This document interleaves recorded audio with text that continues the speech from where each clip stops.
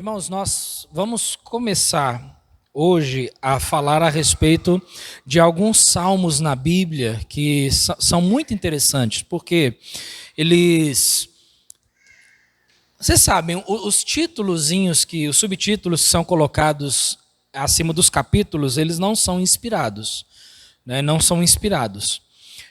Mas nos salmos nós temos, se você olhar no Salmo 120, por exemplo, existe ali, provavelmente na sua Bíblia vai estar escrito um subtítulo, ali um títulozinho antes, acima do Salmo 120.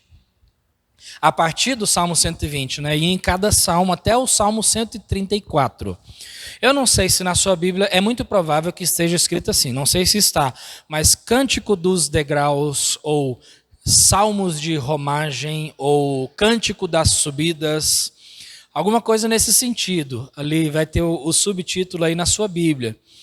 E isso é algo interessante, né? Talvez você já observou, como muitas pessoas, talvez você mesmo já observou esse subtítulo e talvez não sabe exatamente o que significa isso. Muitas pessoas não sabem, né? E eu acredito assim que se a palavra de Deus é a nossa regra de fé e prática, se a palavra de Deus é aquela a qual nós depositamos toda a nossa fé, então nós temos que conhecer a palavra de Deus. E a pergunta que fica é, o que significa esse títulozinho? Cântico dos Degraus, ou Cânticos de Romagem, ou das Subidas, né? Eu não sei como é que está aí na sua Bíblia. Então, se você observar esse título, ele é dado do Salmo 120 até o Salmo 134. E existe um propósito para isso. E é muito interessante quando nós puxamos isso para a nossa vida, porque nós vamos ver no contexto histórico o que significa isso, e a gente faz aplicações perfeitas para a nossa vida aqui nesse mundo, enquanto nós vivemos aqui nesse mundo. Então, com certeza, você já observou esse subtítulo aí na sua Bíblia. E hoje nós vamos estar vendo o primeiro, que é o Salmo 120. Nós sabemos, então, olha só, os salmos, eles eram cantados, eram cânticos. Na realidade, são cânticos. E os salmos de peregrinação, ou Cântico das Subidas, ou Cântico dos Degraus, estes salmos, eles começam do 120 até o 134. Estes salmos eram canções cantadas durante a peregrinação do povo de Israel. Eles faziam uma caravana para irem até Jerusalém para adorar ao Senhor de ano em ano. Então eles moravam em vários lugares, muitas vezes distantes, mas todo ano eles juntavam todos eles lá em Jerusalém para poder fazer a adoração mútua, uma adoração em conjunto ao Senhor.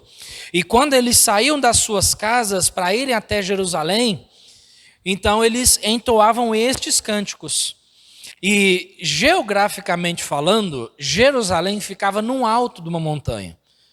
Ficava no alto. É justamente por isso que aí nós entendemos algumas coisas. Por exemplo, no Salmo 24, no versículo 3, ele diz assim, Davi diz assim: quem subirá ao monte do Senhor? Quem subirá ao monte do Senhor? Então, por que ele fala quem subirá? Porque Jerusalém ficava no alto, então tinha que subir montanhas para poder chegar até Jerusalém. Tá? Então, eu particularmente gosto muito do livro dos Salmos. Enquanto muitas pessoas leem o livro dos Salmos só como forma de poesia, porque são bonitos e trazem paz ao coração, como muitos dizem, na verdade o livro dos Salmos, eles são inspirados por Deus, não são simplesmente poesias, mas são palavras de Deus, e Deus transmite uma mensagem em cada salmo. Deus transmite uma mensagem, uma doutrina em cada um desses salmos. Tá? Então, muitos salmos eles falam sobre esse monte do Senhor, Monte Sião, né? Se referindo ali como o lugar de adoração, que é onde ficava Jerusalém. Então, o povo de Israel, eles realmente achavam muito importante, eles seguiam com muita seriedade essa questão de ir até Jerusalém para adorar ao Senhor. Nós vemos por todo o Antigo Testamento o amor que eles tinham por aquela cidade de Jerusalém. Tá? Inclusive você vê ali quando Jerusalém foi invadida e aí Neemias tem a oportunidade de ir até Jerusalém para reconstruir os muros e a cidade e tudo mais. Então você vê que todo aquele povo, eles amavam a cidade. Então por quê? Porque ali era o lugar de adoração em conjunto. Todo o povo chegava, se reunia ali para adorar. Então eles tinham isso como muito importante na vida deles. O Salmo 15, no versículo 1, diz assim: Senhor, quem habitará no teu tabernáculo? Quem morará no teu santo monte? Que era o lugar onde ficava Jerusalém, onde eles iam para poder adorar ao Senhor. Agora, estes salmos, esses cânticos dos degraus, que são 15 salmos, do 120 até o 134, eles eram cantados durante essa peregrinação, quando eles saíam das suas casas e iam até Jerusalém para adorar ao Senhor. Eles eram cantados. Eles tinham 3 oportunidades por ano para irem até Jerusalém e, pelo menos uma vez, uma dessas oportunidades, eles sempre iam até lá, se não fossem as 3. 3 oportunidades. Eles tinham a oportunidade de irem até Jerusalém nas 3 principais festas que eles tinham. As 3 principais festas, que eram o quê? A festa da Páscoa, a festa do Pentecoste e a festa dos tabernáculos. Essas 3 festas eram as principais que eles tinham, então eles iam até Jerusalém para adorar ao Senhor ali. Pelo menos uma vez por ano, mas 3 vezes por ano eles tinham essa oportunidade.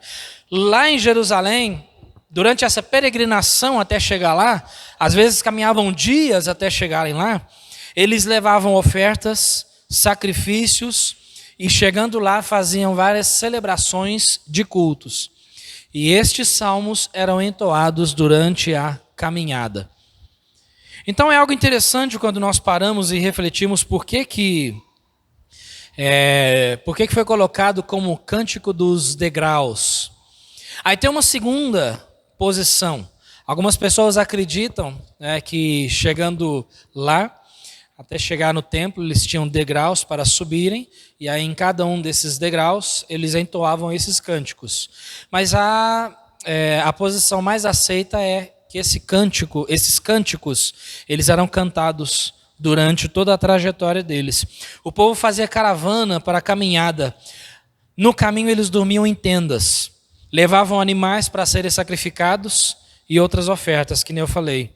Então esses 15 salmos, do 120 até o 134, era o repertório que eles tinham para serem cantados durante toda essa caminhada. E é interessante notar, porque aí a gente pensa assim, porque nós não imaginamos que os salmos eram cantados. Aí a gente pensa assim, puxa, mas como é que eles cantavam esses salmos? Não sei, não tinha partitura, mas de algum jeito eles cantavam, né? Eram cânticos, né? Cânticos, e cada salmo transmite uma ideia, tá certo? Então, Davi escreveu pelo menos 4, 122, 124, 131 e o 134. Davi escreveu esses. O Salmo 127, que fala sobre família, inclusive, quem escreveu foi Salomão. Aí nós temos os outros 10 salmos que não se sabe quem são os autores. Agora, irmãos, por que é importante nós estudarmos esses salmos? Porque se Deus quis colocá-los nas Escrituras, é porque Deus tem um propósito para isso. Deus tem uma razão. Além disso, esses salmos, eles falam sobre as reações, as reações, os sentimentos, as emoções dos escritores quando eles escreveram. Então esses salmos, eles transmitem uma ideia, aquilo que o escritor tinha no seu coração, para diversas situações. Nesses salmos nós encontramos angústias, lamentos, alegrias e tristezas, vitórias, gratidão e vários outros assuntos. Tudo nós encontramos nesses salmos. Mas o que nós mais podemos aplicar para a nossa vida é o fato de que, isso a gente sempre vai estar frisando, eles entoavam esses salmos durante a sua peregrinação, a sua caminhada.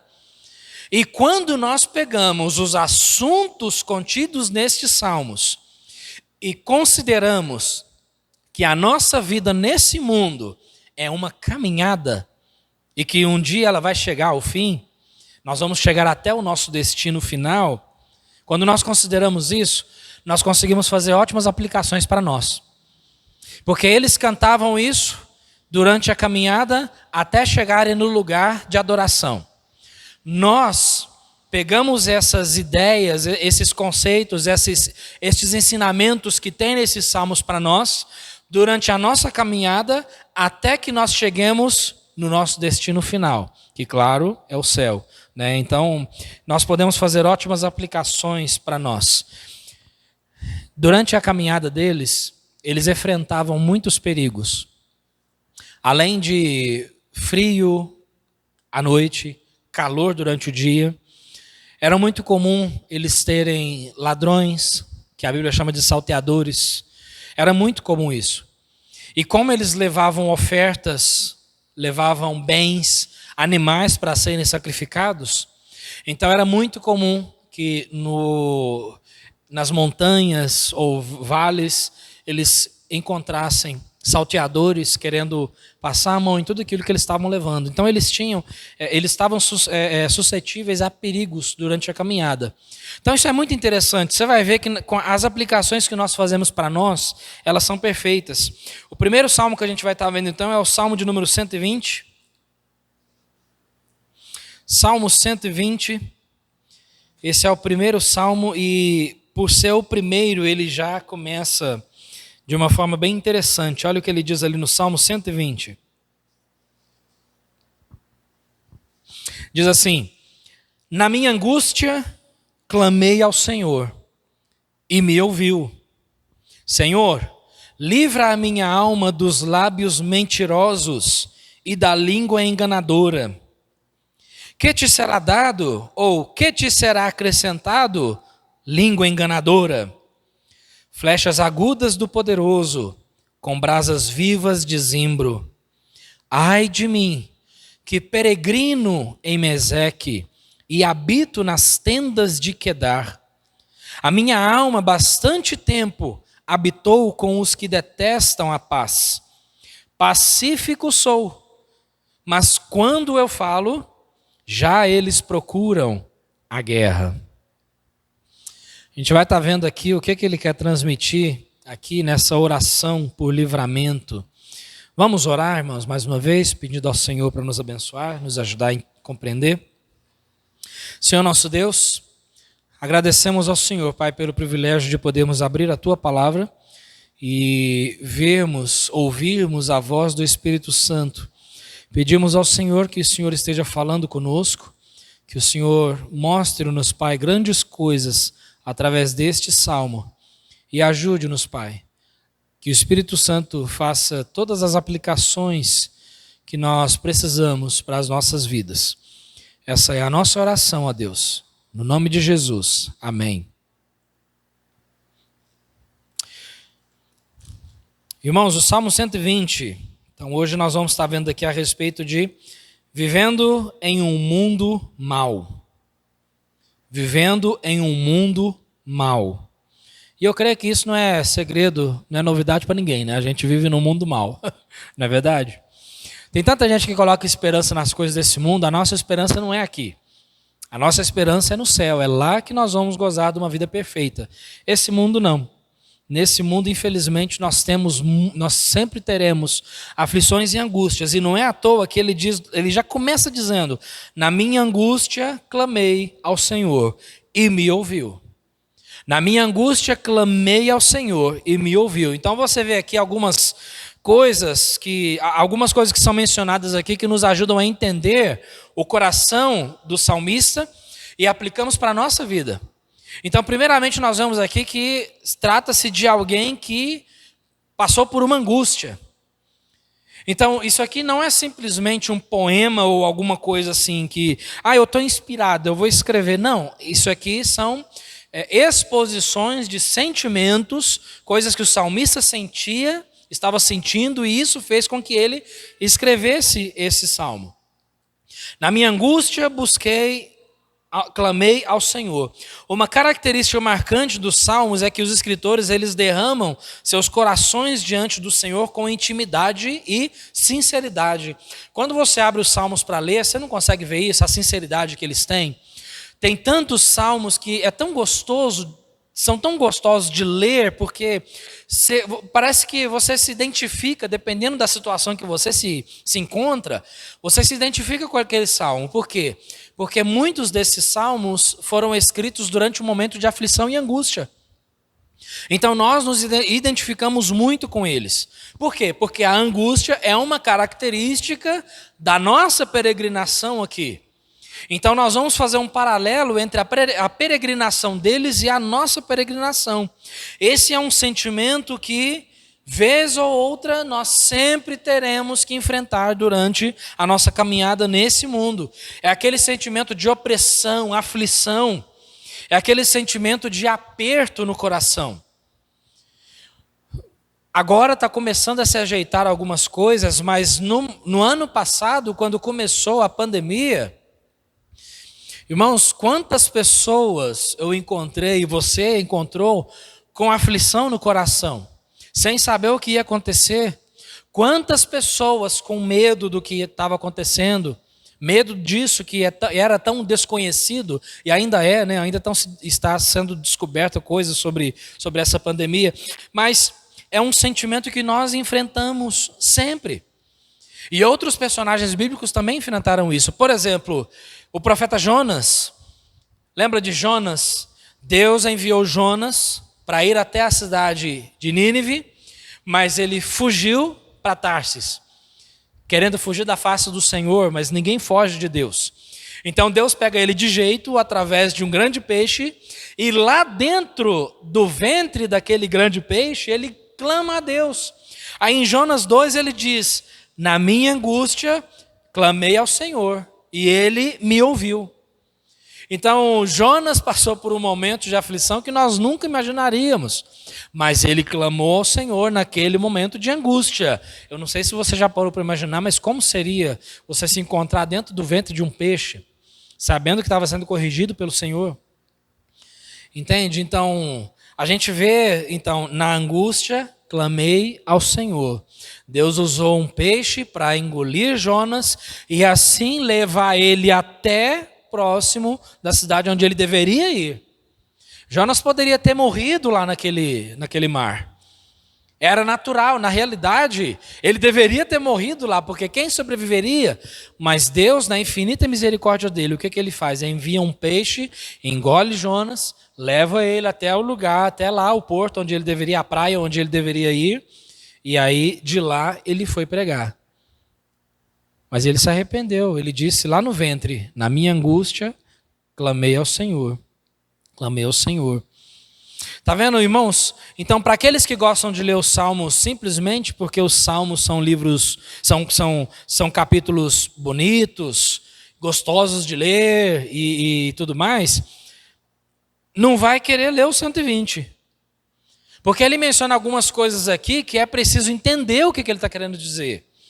Porque a primeira ideia aqui, na minha angústia, clamei ao Senhor e ele me ouviu, está ótimo.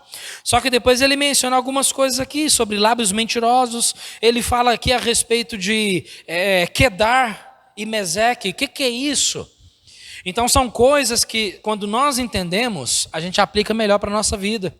Então, o Salmo 118, versículo 5 diz assim: invoquei ao Senhor na angústia e ele me ouviu e me tirou para um lugar largo. Então tá aí outro salmista que invocou ao Senhor. O Salmo 46 também diz: Deus é o nosso refúgio e fortaleza, socorro bem presente na angústia. Então, nos momentos de angústia, nós vamos correr para quem? O nosso problema, eu acredito que o nosso problema, me colocando aqui no meio, é que no nosso momento de angústia, aflição, ou quando nós temos alguma dificuldade a enfrentar, nós sempre buscamos com as nossas próprias mãos um modo de enfrentar aquele problema, aquela dificuldade, quando seria muito melhor fazermos a nossa parte, mas entregar tudo na mão de Deus. Por quê? Porque Deus é todo poderoso. Deus é todo-poderoso. Então ele disse: na minha angústia, clamei ao Senhor e me ouviu. Só que não só isso, mas aí no versículo 2 ele disse: Senhor, livra a minha alma dos lábios mentirosos e da língua enganadora. Então a partir daqui nós começamos a entender o que estava afligindo o coração desse homem. Haviam ao seu redor pessoas com lábios mentirosos e línguas enganadoras. Agora, lembra, estes salmos é uma seleção de salmos especificamente para serem cantados durante a peregrinação. Por que cantar isso durante uma peregrinação? Qual que é o diferencial disso? Os perigos durante a caminhada. Havia ao seu redor pessoas com lábios mentirosos e línguas enganadoras. E nesse momento ele pede ao Senhor livramento. Ele pede a Deus livramento. E é justamente isso que nós devemos pedir. É justamente isso que nós temos que pedir. Aqui provavelmente ele pede livramento ao Senhor, porque provavelmente ele estava enfrentando calúnia, difamação, lidando com pessoas falsas, línguas mentirosas. Agora para e traz isso para você. Eu trago isso para mim. Durante o nosso tempo aqui nesse mundo, quantas vezes nós encontramos com pessoas enganadoras, lábios falsos, pessoas que querem nos fazer o mal, pessoas que querem nos derrubar, pessoa que quer te ver no chão. Quantas vezes? Agora, isso aí é fato. Nós sabemos que existem pessoas que nos odeiam, porque o próprio Senhor Jesus Cristo, ele disse: no mundo tereis aflições, o mundo vos odeia. Jesus disse. Agora, quantos de nós acordamos de manhã e nós oramos dessa forma: Senhor, me livra daquele que quer fazer o mal? Porque existem pessoas que querem nos fazer mal. Normalmente a gente não ora dessa forma. Não é uma oração normal de se fazer, né? Quando a nossa tendência é assim, quando alguém nos faz o mal, o que a gente faz com aquela pedra que nos jogam? A gente pega e joga de volta com mais força ainda. Essa é a nossa tendência. Mas o salmista, ele pede livramento. Senhor, livra a minha alma. Irmãos, nós vivemos num mundo de enganação e difamação. Isso é fato. A gente vive num mundo enganoso. Uma sociedade em que, para alguém subir na vida, é capaz de usar outras pessoas como degrau para subir para o próprio sucesso. Então o salmista aqui, ele nos dá um exemplo. Ele diz aqui: Senhor, livra a minha alma dos lábios mentirosos. Coisas que nós devemos orar também. Senhor, me livra do mal. Me livra do mal. Esse tipo de oração é que nós temos que fazer. Senhor, me livra do mal. Quantos males nós recebemos nesse mundo? E quantos males nós estamos sujeitos nesse mundo? As Escrituras nos exortam, irmãos, a agirmos da maneira correta para que nós não sejamos causadores dos nossos próprios males. Porque às vezes tem males que nós enfrentamos aqui que nós mesmos causamos. Por quê? Porque nós reagimos da maneira errada.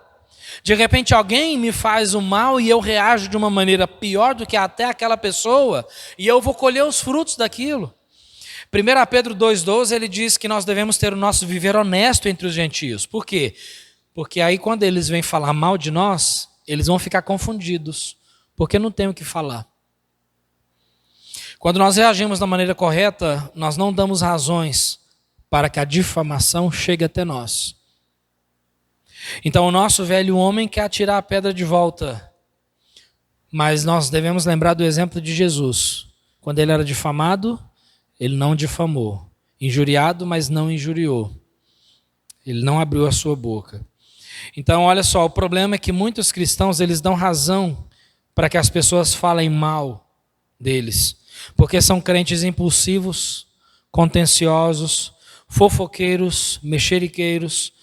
E, desculpa, mas vamos falar sério, né? Tem até cristão barraqueiro, não tem?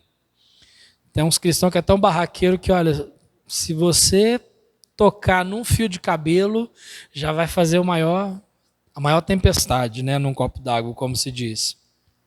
Então o salmista pediu livramento aqui, e é algo que nós devemos pedir. Senhor, livra-me, livra-me. né, dos lábios mentirosos e da língua enganadora. Então ele pediu livramento e nós também devemos pedir. Por quê? O versículo 3, ele nos mostra alguma coisa aqui, olha. Que te será dado, ou que te será acrescentado, língua enganadora? Então aqui nós vemos, nós entendemos aqui pelas palavras do salmista, nós vivemos num mundo mau, com pessoas más, pessoas que querem nos difamar, pessoas que querem te atrapalhar na sua vida cristã, pessoas que querem te desviar do seu caminho, que querem te desanimar, que querem falar mal de você, querem te jogar pedra. Mas existe uma recompensa para essas pessoas. E ele diz então, o que te será dado? Ou o que te será acrescentado? Língua enganadora. Ou seja, para a língua enganadora, o que ela vai receber? O que vai ser acrescentado para ela? Para aquela língua enganadora, o que ele vai receber? E aí ele responde no versículo 4. Flechas agudas do poderoso, com brasas vivas de zimbro. Flechas agudas do poderoso, flechas. Então ele usa uma figura de linguagem aqui para demonstrar a correção de Deus, o poder, a mão pesada de Deus em cima dessas pessoas, porque Deus é o nosso juiz. Então, amados, quando a gente aplica isso para nós, isso aqui é perfeito, porque nos mostra exatamente a realidade espiritual de tudo isso. Quando alguém me difama, eu não preciso me preocupar em difamar de volta. Quando alguém fala mal de mim, eu não preciso me preocupar em jogar aquilo de volta, porque o meu juiz é Deus quem olha para a minha causa. Eu não preciso me justificar, mostrar que eu estou certo, mostrar que... Não, Deus faz aquilo. Vez após vez a gente vê esse princípio na Bíblia. Deus é o nosso juiz, é Ele que olha para a nossa causa. Então ele diz aqui, o que essa pessoa, esses lábios enganadores vão receber? Flechas agudas do poderoso. O poderoso aqui é aquele forte, aquele que não erra o alvo. Ele não erra a mira, ele tem uma mira perfeita. E a flecha atinge aquilo. Essa pessoa será atingida. E não só isso, mas diz aqui, com brasas vivas de zimbro. Agora, zimbro, talvez à primeira vista a gente não consegue entender, mas ele usa uma figura de linguagem aqui, ele está falando sobre brasas. Zimbro é um tipo de madeira muito bom para fazer brasa. Porque quando a brasa, a madeira, ela se torna em brasa, sendo de zimbro, ela dura mais tempo, é uma madeira mais resistente. Então ela queima mais tempo. Agora faz sentido porque essa pessoa será castigada com brasa, mas não qualquer brasa, mas brasa feita pela madeira de zimbro. O que é que em outras palavras ele está dizendo aqui? O Senhor vai castigar. Essa pessoa vai ser queimada por Deus. Ela vai ser castigada. Por quê? Porque ela tocou no povo de Deus. Nós fazemos parte do povo de Deus. Então, quando alguém peca contra mim, ou quando alguém peca contra você, nós temos que entender isso. Eles não estão pecando contra nós simplesmente. Eles estão pecando em primeiro lugar contra Deus. Quando alguém fala mal de você ou de mim, sabe a rodinha dos escarnecedores? Sempre que os nossos nomes, sem motivo, mas sempre que os nossos nomes são levados nessas rodas dos escarnecedores, é Deus quem julga a nossa causa. É Deus quem dá a recompensa para eles. Nós vivemos num mundo de maldade? Sim. Mas Deus dá a recompensa. Então a gente não precisa preocupar com isso. Só que a gente fica tão preocupado, né? Porque a gente precisa... Muitas vezes nós ficamos preocupados demais porque, puxa, é a minha reputação que está em jogo. Eles estão falando de mim. Não, mas Deus cuida da nossa causa. Então, tem um salmo muito interessante que eu acho que é o Salmo 73. O Salmo 73 foi escrito por Asaf. Asaf foi um personagem do Antigo Testamento muito importante. Asaf fazia parte do louvor no templo. Então, assim, é um personagem muito importante. Era um levita. E Asaf, quando ele escreve o Salmo 73, ele deixa bem claro o seu objetivo ali. Ele mostra para nós que ele sentiu inveja dos ímpios. Por quê? Porque aí ele começou a considerar que os ímpios, eles fazem toda a sua impiedade, toda a sua maldade, falam mal dos outros, fazem maldade com os outros. No entanto, eles não se encontram em trabalhos, dificuldades, a vida deles é uma vida boa, próspera, aparentemente eles são abençoados. Até que, quando você lê o meio do Salmo 73, Asaf cai na real. Ele fala assim, peraí, opa, isso aí é enfermidade minha. Ou seja, ele diz assim, não, isso aí não é que eles estão prosperando, mas esses pensamentos, isso aí é enfermidade minha. Isso aí é um problema meu, isso é pecado meu. Ele diz que quando ele chegou perto de Deus, aí ele entendeu o fim deles, a recompensa deles. E aí, resumindo a recompensa deles, eles não têm Cristo. Eles não têm Cristo.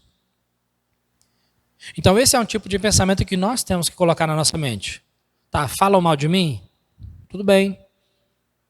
Mas é o Senhor quem julga minha causa, porque eles terão a sua recompensa, mais cedo ou mais tarde, porque Deus jamais falha. Ele sempre olha para a nossa causa. Então, o salmista aqui, ele fica angustiado por causa disso. E aí, reconhecendo essa maldade nessa terra, ele diz no versículo 5, ai de mim que peregrino em Meseque e habito nas tendas de Quedar. O que é isso? Peregrino em Meseque. Meseque foi um dos filhos de Jafé. Jafé, lembra quem foi Jafé? Noé teve 3 filhos, Sem, Cão e Jafé. Jafé, um dos seus filhos foi Meseque. Meseque. Então a sua descendência, a descendência de Meseque, deu origem à terra de Meseque.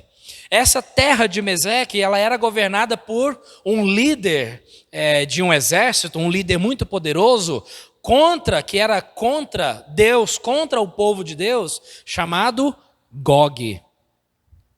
Aí a gente começa a entender, porque Apocalipse fala sobre Gog e Magog. O profeta fala sobre Gog e Magog. Gog na terra de Magog, tá vendo? Então, isso aqui Quedar, Meseque, era uma terra que fazia parte de um povo militante contra Deus. Quedar, quem é Quedar? Foi um dos filhos de Ismael. Ismael, filho de Abraão, com Agar, serva de Sara. Então, lá em Gênesis 25, os seus descendentes, então, deram origem ao povo de Quedar. Esse povo habitava em tendas e era de extrema maldade também. Isaías 21, versículos 16 e 17, diz que essa terra seria julgada por Deus. Eles eram inimigos de Deus. Então o salmista diz aqui, olha, eu estou no meio desse povo. Esses inimigos de Deus, eu estou no meio deles. E aí, como é que faz? Como é que eu fico? Então aí, por isso ele diz no versículo 6, a minha alma bastante tempo habitou com os que detestam a paz. Os inimigos de Deus. Agora, irmãos, quando a gente olha na sociedade que a gente vive, os líderes governamentais que nós temos aí, aqueles que dirigem o nosso país, na sua maioria são inimigos de Deus. Eles são inimigos da palavra de Deus. Abertamente, parece que antes estava mais para debaixo dos panos, né? Só que recentemente está tão escancarado o negócio que eu fico chocado. O negócio está tão escancarado, você vê abertamente que eles estão difamando Deus. Eles estão querendo acabar com o povo de Deus. Só que nós temos que entender o seguinte, o salmista disse, né, o que te será dado, língua enganadora? Ou seja, você vai receber a sua recompensa, flecha aguda, brasa. Nós temos que entender também, eles vão ter a recompensa deles. Eles vão ter a recompensa deles. E é o Senhor que julga a nossa causa. Então o salmista ele fala aqui, puxa vida, eu estou perdido, por isso que eu estou angustiado, porque eu habito no meio desse povo, esse povo injusto, esse povo que não presta, inimigo de Deus. Só que em tudo isso, com tudo isso, ele conclui, e a gente conclui aqui com o versículo 7, que é a chave para nós hoje. Pacífico sou, Mas quando eu falo, eles já procuram a guerra. Então quer dizer, ele está dizendo aqui, olha, enquanto eu estou falando, eles já estão querendo fazer guerra. No entanto, ele diz, pacífico sou. Pacífico sou. A gente liga a televisão, vê propaganda maliciosa, pessoas denegrindo, governos denegrindo casamento, família, caráter, estimulando tanta coisa que não presta, tantas ideologias que eu chamo de ideologia satânica, não é simplesmente contrária à palavra de Deus, mas são ideologias satânicas. Noticiário que só transmite coisa ruim. Rapaz, se você for olhar de acordo com alguns noticiários aí, nós estamos perdidos mesmo. Maldade em cima de maldade. No entanto, o salmista disse, pacífico sou. Porque mesmo no mundo de tanta maldade, é possível nós vivermos pacificamente. Viver em paz num mundo mau é possível. É possível, por quê? Porque a nossa alegria não depende do mundo. A nossa alegria não depende de circunstâncias.